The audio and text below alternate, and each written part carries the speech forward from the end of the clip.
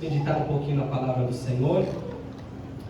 Eu vou ler aqui em Romanos, no capítulo 8. Se você trouxe a sua Bíblia, abra em Romanos, capítulo 8, versículo 37 e 38. É o que Deus tem hoje para nós aqui, que Deus colocou no meu coração, em nome de Jesus. Glória a Deus. Romanos 8, 37.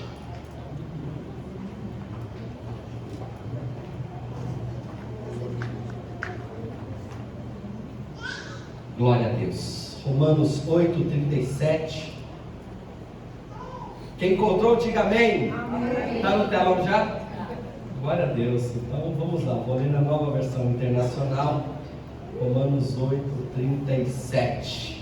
Diz assim a palavra do Senhor: mas em todas estas coisas somos mais que vencedores por meio daquele que nos amou. Versículo 38. Pois estou convencido de que nem a morte, nem a vida, nem os anjos, nem demônios, nem o presente, nem o futuro, nem quaisquer poderes, nem altura, nem profundidade, nem qualquer outra coisa na criação será capaz de nos separar do amor de Deus que está em nosso Senhor. Cristo Jesus, nosso Senhor. Cristo Jesus, nosso Senhor. Diga amém. Amém. Eu quero, nesta manhã, trazer a você, meu querido e minha querida, esta realidade de Deus para mim e para você. Qual é a realidade de Deus contida neste versículo?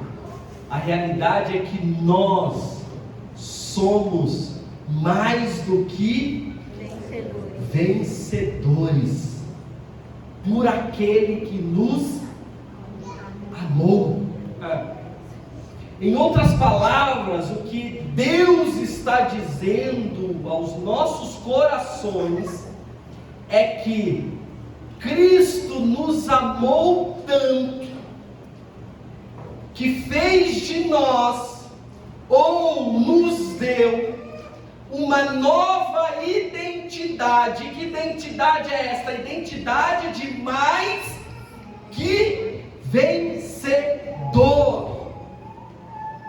No mesmo livro de Romanos, capítulo 5, versículo 20, na parte B, a Bíblia vai dizer: mas onde abundou o pecado, superabundou a graça. Em outras palavras, onde abundou o pecado, onde abundou a morte, onde abundou a derrota, onde abundou a solidão, superabundou o favor de Deus para com nossas vidas. E quando nós pensamos nesta identidade que Deus dá a algumas pessoas, isso não é para todos. Para quais pessoas são? Para aqueles que estão em Cristo Jesus, isto é, para a igreja do Senhor.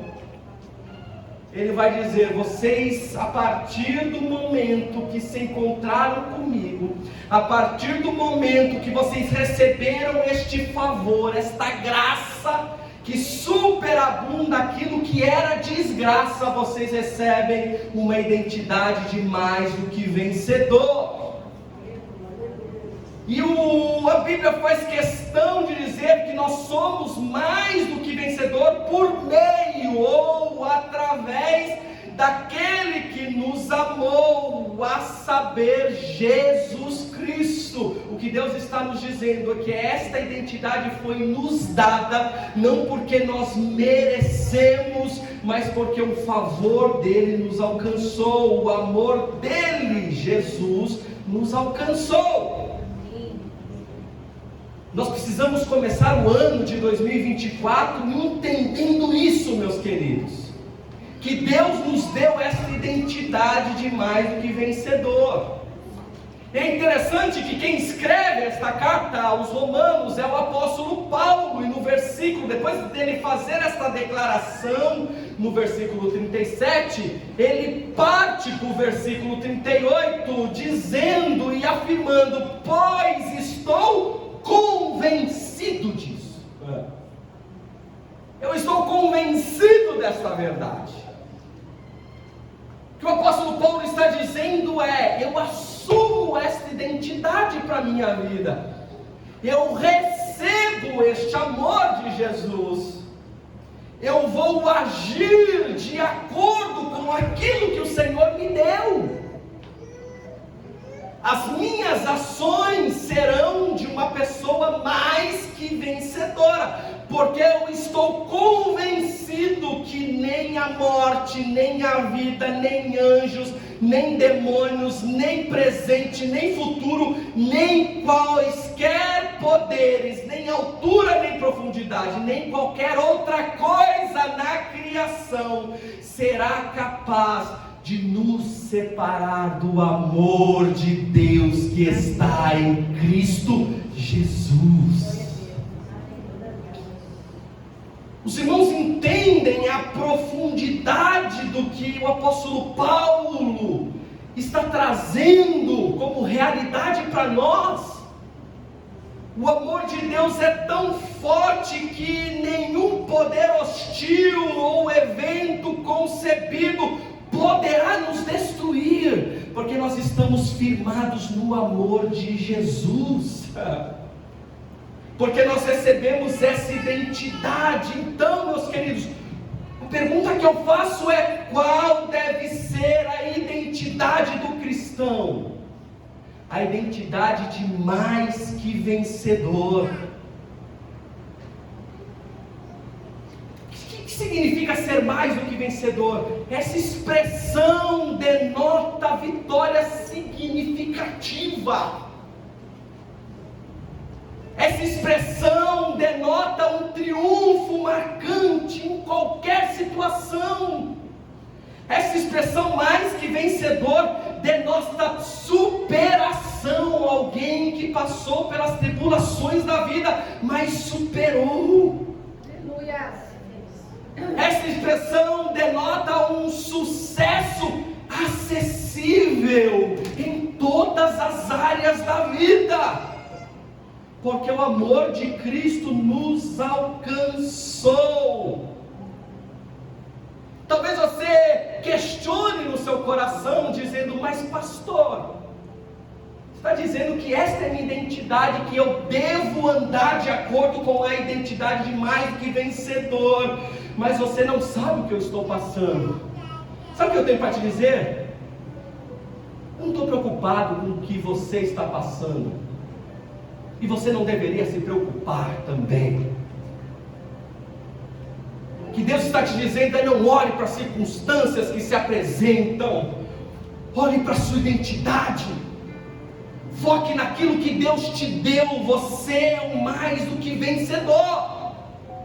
E uma pessoa que carrega isto precisa lançar de si a capa da derrota, da vergonha e da mediocridade. A Bíblia vai nos dizer que um cego chamado Bartimeu, lá em Marcos capítulo 10, ele clamava ao Senhor, dizendo: Senhor, filho de Davi, tem misericórdia de mim. Ele queria ser curado, ele queria sair da mediocridade. E a Bíblia diz que alguém toca no ombro de Bartimeu e vai dizer: Bartimeu, o Mestre Jesus te chama. A Bíblia diz que ele lançou a sua capa do lado de um salto, pôs-se em pé e se dirigiu a Jesus.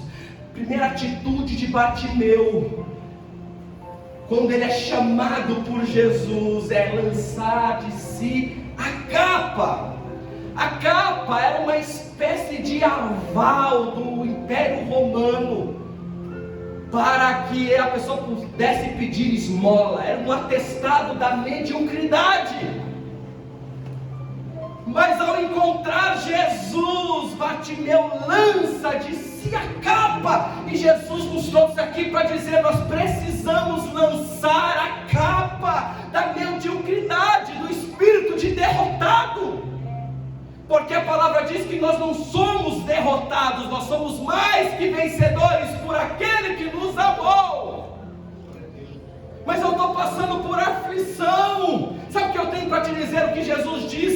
no mundo vocês terão aflições, mas tem de bom ânimo, porque vocês têm uma identidade. Aleluia. Em outras palavras, está passando por aflição, alegre-se, porque o final Deus já conhece, você vai triunfar. Pelo simples fato do amor do Senhor ter te alcançado. Pastor, já fazem anos que eu passo por isso. Tira a capa da reclamação, tira a capa da vergonha, tira a capa da derrota. Queridos, não te pertence mais sentimentos que te afastam de Deus e que arrancam de você a identidade que Deus te deu. É incoerente a gente andar com uma capa de mediocridade, de reclamação, de murmuração, tendo uma identidade. Imagine um príncipe mendigando. Não combina. Não combina com você, não combina com a igreja de Cristo. Nós somos mais do que vencedores. Diga assim: eu sou mais que vencedor. Convicção, diga: essa é a minha identidade. Essa é a minha identidade. Vire para o irmão que está ao seu lado e diga: foi Deus que me deu. Aleluia, glória a Deus. Eu quero falar rapidamente sobre 4 atitudes, 4 principais atitudes para viver como um mais que vencedor. A dificuldade que nós temos, queridos, e quando eu digo nós, eu estou generalizando, né? O ser humano tem uma dificuldade de pôr em prática aquilo que aprendeu, pôr em prática aquilo que ouviu. Eu me comprometi com o Senhor, eu quero me comprometer com a igreja de falar aqui aos irmãos e trazer passos, trazer algo que seja mais tangível. Amém, pastor Héctor? Eu sei que eu tenho que tirar a capa da mediocridade, eu sei que eu tenho que assumir essa identidade mais do que vencedor, mas quais as atitudes? Porque você não precisa só saber, você tem que agir como tal, entende, meus queridos? É isso que vai fazer a diferença na sua vida. Não é ter o conhecimento, é agir de acordo com o conhecimento adquirido. Assim andar com Deus. Não adianta falar: eu conheço Jesus, já ouvi falar de Jesus, mas você nunca se rendeu a Ele. Você nunca o aceitou de verdade como o Senhor da sua vida. Então você conhece de ouvir falar.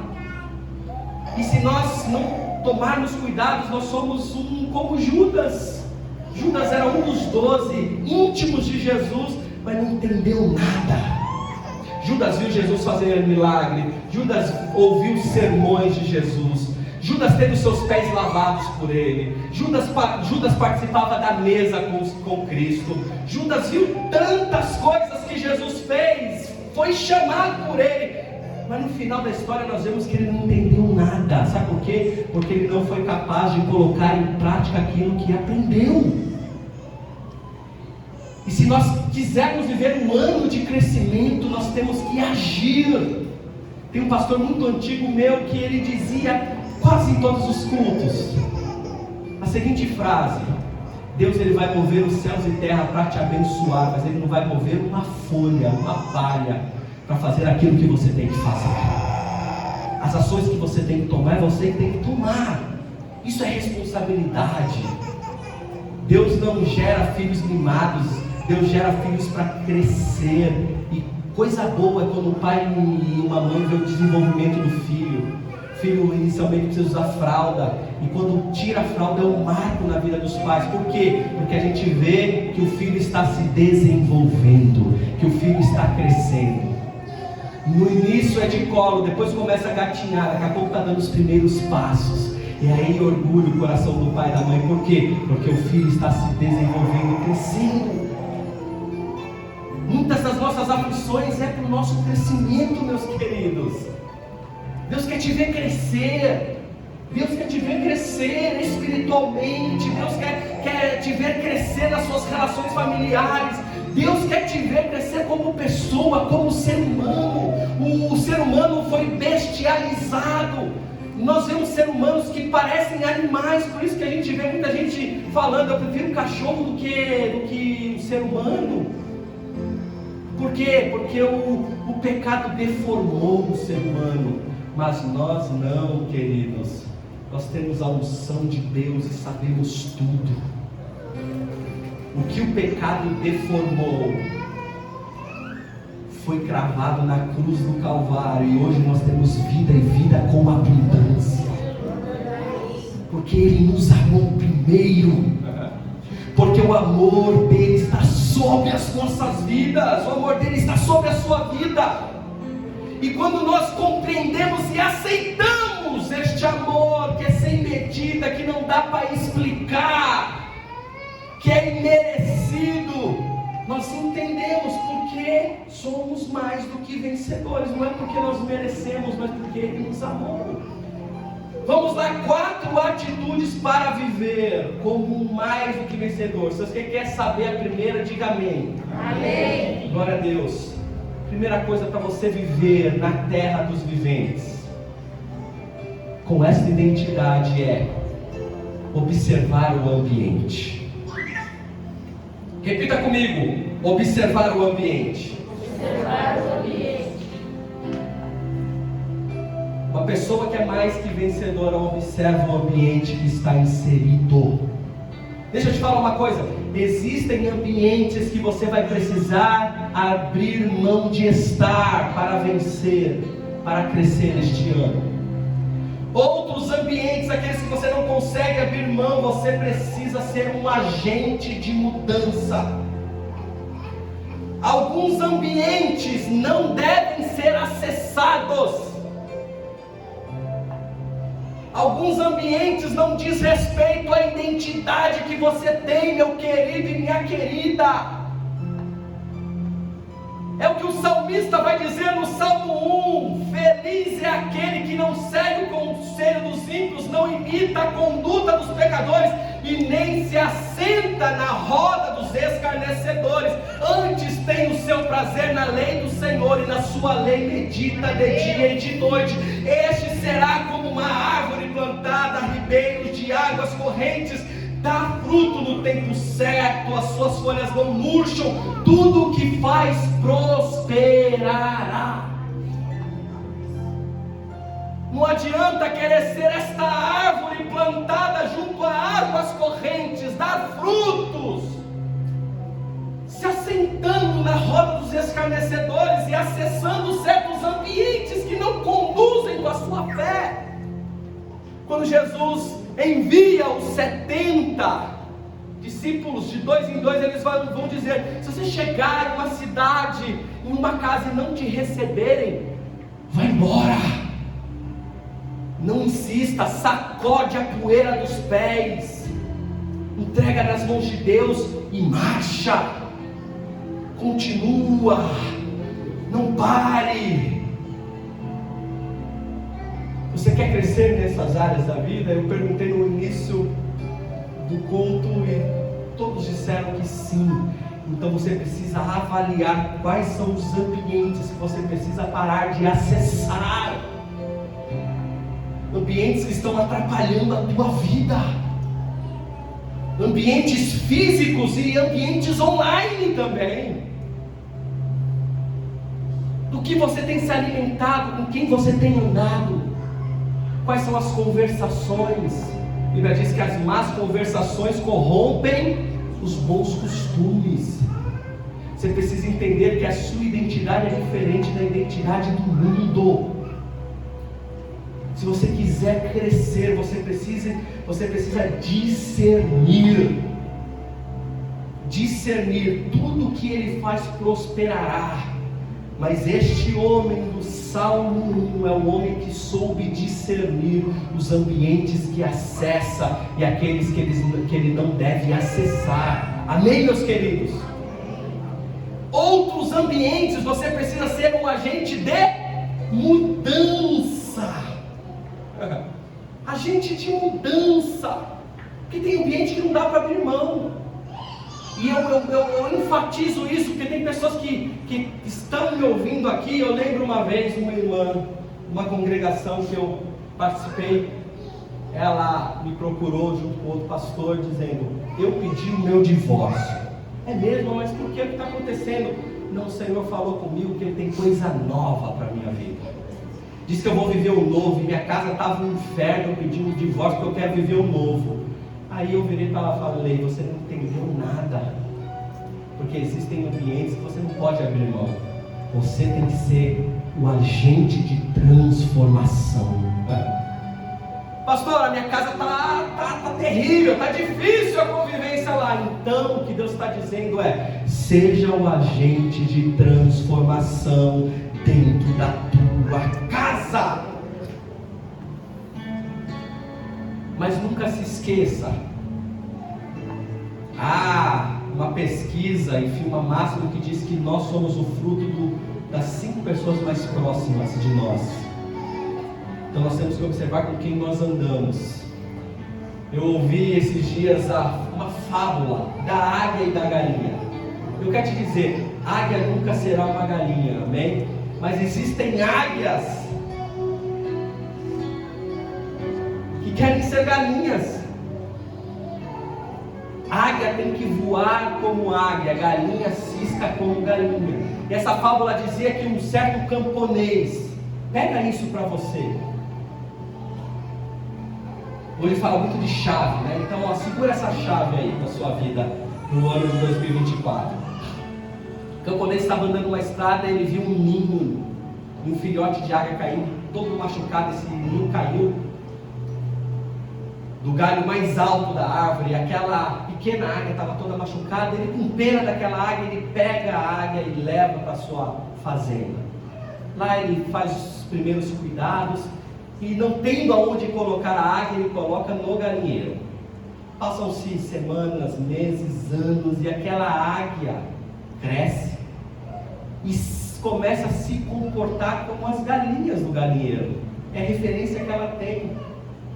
Certo dia chegou um ambientalista naquela fazenda, e aí ele olhou para aquela águia e disse: você sabe que esse animal, esta ave é uma águia, não é uma galinha?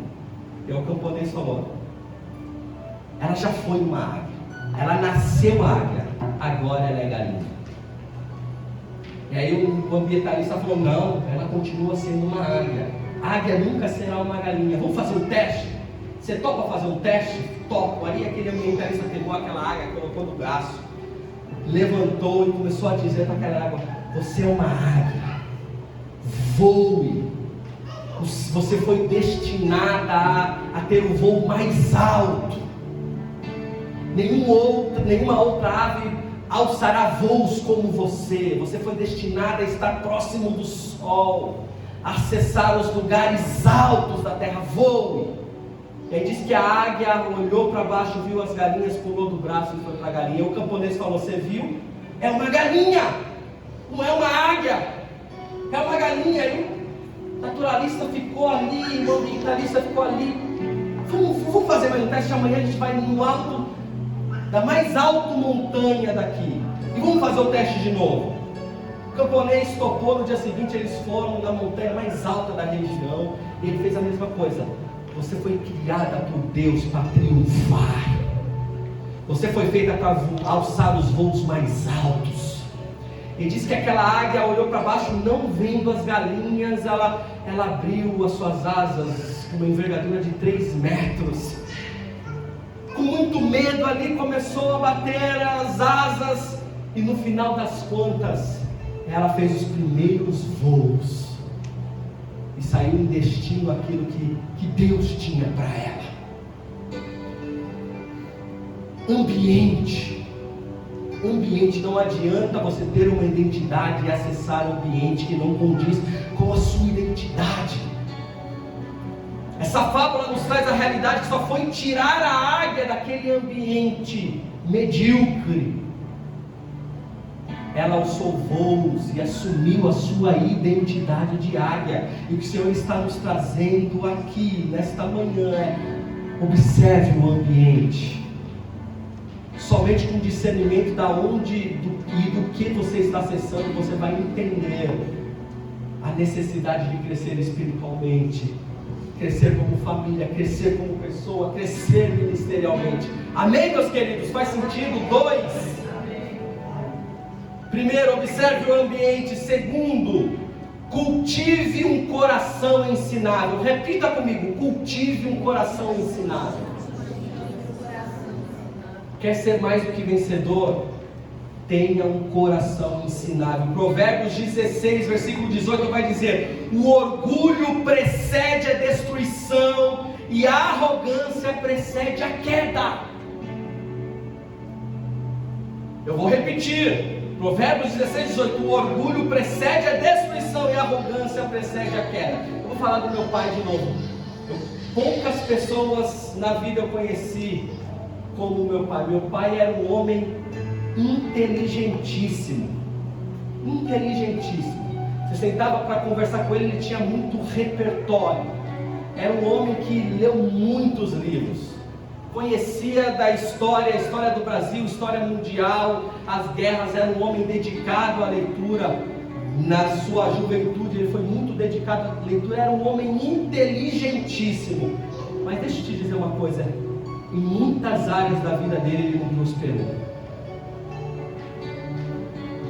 Aí você pode ficar sem entender, mas como assim um homem inteligente, que tem repertório? Eu particularmente não vi até hoje um vendedor como meu pai. Era um vendedor nato. O que ele quisesse te vender, ele vendia. E ele ensinava isso para mim. Longas conversas nós tínhamos. Ele pegava um panfleto como esse e falava: me vende esse panfleto. E aí você não tem argumento, ele ia lá, explicava, vendia.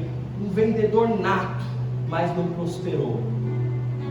Somente na área de negócios. Por quê? Porque ele possuía uma arrogância que ele não conseguia ouvir ninguém.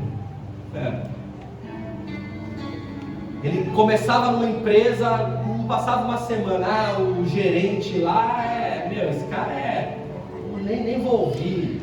Ele usava uma expressão, vou usar aqui: o meu gerente lá é um bié, sabe de nada. Arrogância. Ele não possuía um coração ensinável. E eu conheço muitas pessoas assim, que pedem até conselho. A experiência pastoral tem me trazido essa realidade. Pastor, eu preciso de um conselho. E aí você gasta tempo, dá o conselho, vai na Bíblia, direciona. Aí passa 1, 2 meses, a pessoa que foi aconselhada não fez nada do que você falou. Não fez por quê? Porque não, eu sei o que eu estou passando. É o orgulho do coração. Cultive um coração ensinável como o de Pedro. Tem uma passagem que Pedro anda sobre as águas, ele está triunfando, mas chega um momento que ele olha a tempestade, ele olha o vento e começa a afundar. Sabe o que acontece? Jesus estende a mão, o levanta e o repreende, dizendo: Pedro, você é um homem de pouca fé. Sabe o que Pedro faz? Fica quietinho, aceita a repreensão. Se fosse outro, coração mais duro, ia dizer: mas Senhor, eu fui o único que andei sobre as águas, eu fui o único que tive coragem de descer do barco, o Senhor vem me chamar de homem de pouca fé? Eu não aceito você falar desse jeito comigo. Mas Pedro tinha um coração ensinável, aleluia. Ele se cala, ele ouve o que o Senhor falou. Em outras passagens bíblicas, quando ele pensa que está fazendo certo, Jesus vira para ele e diz: para trás de mim, Satanás, você está sendo usado pelo diabo. E o que Pedro faz? Questiona, fica quieto. Coração ensinável. Você quer ser mais do que vencedor? Você precisa cultivar este coração ensinável, porque uma pessoa vitoriosa não pode ter um coração orgulhoso. Olha o que diz Provérbios 12:1: todo que ama a disciplina ama o conhecimento, mas aquele que odeia a repreensão é tolo. Uma pessoa que cultiva um coração ensinável, ele tira a lição de todos os momentos. E aí nós precisamos ter uma mudança de mentalidade para viver como mais que vencedor. Tirar a lição de todos os momentos, não só quando a coisa está boa, mas Eu estou passando pela prova. Qual que é a atitude de uma pessoa mais do que vencedora? Ele vai dizer: o que eu posso aprender com isso? Como eu posso crescer com essa situação? Agora eu conheço um monte que fala: por que eu estou passando por isso? Eu vou morrer, eu vou desistir, eu vou sair da igreja, eu vou buscar outras coisas para a minha vida. É só lamentação. Tira a capa da derrota e viva como mais do que vencedor. Eu estou passando por essa prova, Senhor. Que lição eu posso aprender neste momento? Tire lição de todos os momentos. Jeremias 31, 21, olha o que a Bíblia diz. Conselho de Deus para nós. Põe aí, Jeremias 31, 21. A Bíblia vai dizer: coloque marcos e ponha sinais nas estradas. Preste atenção no caminho que você trilhou. Versículo A, parte A do versículo. Que a Bíblia está nos dizendo? Vai trilhando o caminho e vai colocando marcos. Vai trilhando o caminho e vai refletindo pelo caminho que você já andou. Aprenda com ele. Aquilo que você viveu, que você está vivendo hoje, você precisa aprender com ele. Amém, meus queridos? Primeiro, observe o ambiente. Segundo, cultive um coração ensinável. Terceiro, gerencie as suas emoções. Diga assim: eu preciso gerenciar as minhas emoções para viver a identidade que Deus me deu. Eu fiz uma viagem de final de ano com a minha família. Foi uma bênção. Descansamos muito, mas teve um serzinho lá com a gente que deu um pouquinho de trabalho em alguns momentos. Sabe quem é? A Estela. Estela tem 3 anos, para quem não conhece, a nossa filha caçula. Em alguns momentos ela não sabia gerenciar as emoções. Então a gente estava no meio de um passeio, alguma coisa, ela começava a chorar e nada estava bom. O que você quer, Estela? Aí a gente pegava uma mamadeira, dava uma mamadeira, ela enchia a barriga, acabou. Ou então ela começava a ficar irritada e tal, e aí alguém pegava ela no colo e dava um aconchego, ela dormia, acabou o problema. Mas antes dela mamar e antes dela dormir, ela causava um alvoroço. Por quê? Porque ela não tem maturidade, com 3 anos, de gerenciar as suas emoções. Existem pessoas que crescem e que não aprenderam a gerenciar as suas emoções. E o que Deus está dizendo para você, meu querido e minha querida, que tem dificuldade nesta área, é: gerencie as suas emoções. Não fale tudo que vem na mente para falar numa discussão com o seu marido, com a sua esposa, no trabalho, nos negócios, aonde quer que seja. Gerencie as suas emoções, para que você viva a identidade que Deus te deu. Quais são os gatilhos? É importante que você pare para pensar: quais são os gatilhos? O que me tira do eixo? O que me tira do sério? Nós não podemos nos conformar de sair da caixinha e explodir. Porque quando você explode, as pessoas que estão ao seu lado são atingidas também. Gerencie suas emoções, entendam quais são os gatilhos e evite-os. Amadureça emocionalmente, peça ajuda para o Espírito Santo. Segundo, não esqueça da sua identidade e do seu propósito. Muitas vezes nós agimos de forma errada porque esquecemos qual é o nosso propósito. É Jesus no Getsemane.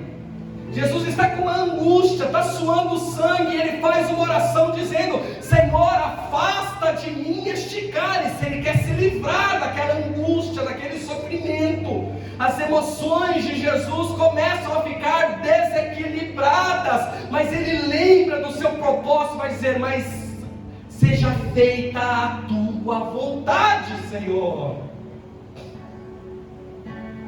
Quer uma dica de como gerenciar as emoções? Primeiro, não esqueça do seu propósito. Segundo, a nossa vida é feita de passado, presente e futuro. Diga, passado. O passado muitas vezes é assim, né? Presente é o hoje. É este culto aqui, é o que você está ouvindo da parte de Deus. E futuro às vezes é assim. Meu Deus, ansiedade, né? E nós precisamos gerenciar tudo isso. Eu ouvi esses dias a pessoa dizendo algo sobre isso, eu achei tremendo.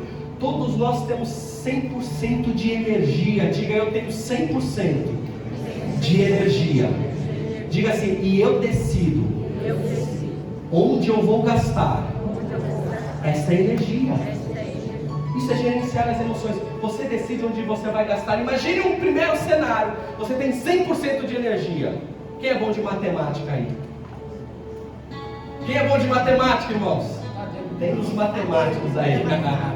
Tadeu da área financeira, outros irmãos aí da área financeira. Imagine uma pessoa que deposita 60% da sua energia no passado. 60% da energia que ela despende durante o dia está no passado. Ela levanta de manhã e mais da metade do seu dia ela lamenta por aquilo que passou.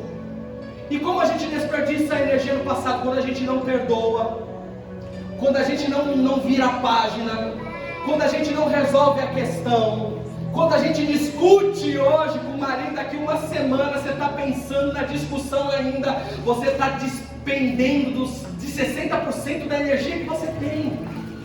Aí você vai lá para o futuro, você deposita 30% de energia, com ansiedade, com preocupação. Você ocupa o futuro antes da hora.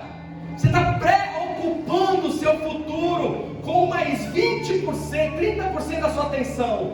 Percebam, 60% aqui no passado, não perdoei, estou magoado, eu não consigo virar a página, eu não vou conseguir lidar com aquela situação, eu não vou conseguir lidar com aquela situação de derrota, de perda. Você fica lá voltando para o passado, 60% você gasta aqui, com mais 30% aqui, quanto dá? 90%. Quanto sobra para você viver o hoje? 10%. É por isso que muitas vezes você vive cansado e cansada. Sabe aquele sentimento de cansaço? Ai, estou cansado. Aí você procrastina, porque você só tem 10% de energia para tomar as ações necessárias para você resolver o que tem hoje para fazer. Talvez você esteja aqui ouvindo essa palavra e você absorveu quanto? 10%. Porque enquanto eu falo, você está pensando aqui no passado ou está pensando no que vai ser amanhã. E o que Deus te trouxe aqui para dizer, concentre pelo menos 70% no aqui e agora. Zere o passado. Você precisa zerar o seu passado, meu querido e minha querida. O que trouxe de aprendizado leva como bagagem, mas deixe o ressentimento para trás. Perdoe quem você tem que perdoar. Vira essa página da história. Aproveite a mudança de calendário e decida gerenciar as suas emoções e dizer em 2024 o que ficou para trás está esquecido no mar do esquecimento, porque eu quero viver o que Deus tem para mim no hoje. Amém. E eu vou admitir aqui para os irmãos, deixa os 30% lá na frente, porque a gente não consegue parar de ser ansioso mesmo, né? A gente ouve Jesus falando, dizendo, não vos preocupeis com o dia de amanhã, cada mal no seu dia.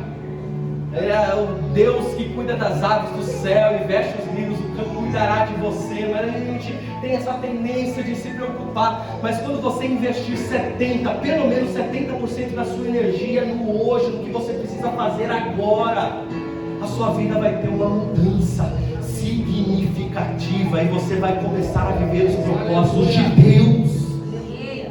Amém, meus queridos? Faz sentido? Por último, para a gente cear e ir embora. Último, mas não menos importante. Não estou dando grau de importância aqui nesse sermão. Último, aprenda a ouvir a voz de Deus.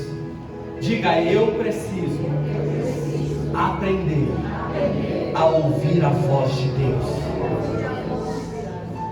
Seja como Pedro, que tem um coração ensinável, mas dizia: para onde iremos? Para quem iremos nós, Jesus, se só tu tens palavras de vida eterna? Aleluia!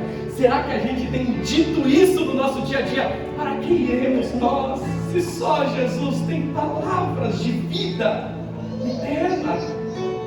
Nós precisamos buscar isto, aprender a ouvir a voz de Deus.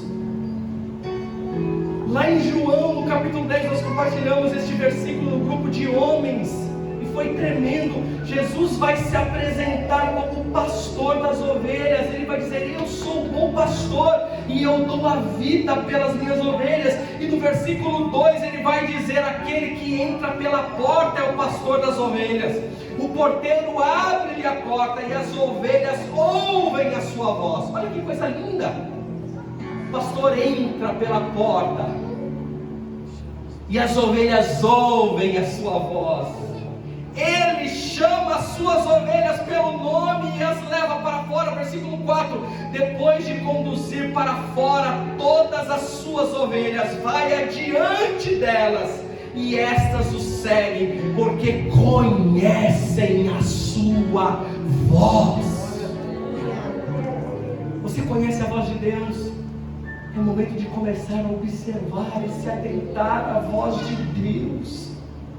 Sabe por quê? Porque no mesmo capítulo que Jesus diz que Ele é o pastor das ovelhas, Ele diz: mas existe um ladrão, e esse ladrão tem voz também, e tem um objetivo. Esse ladrão vem para matar, roubar e destruir, mas eu vim para dar vida e vida com abundância.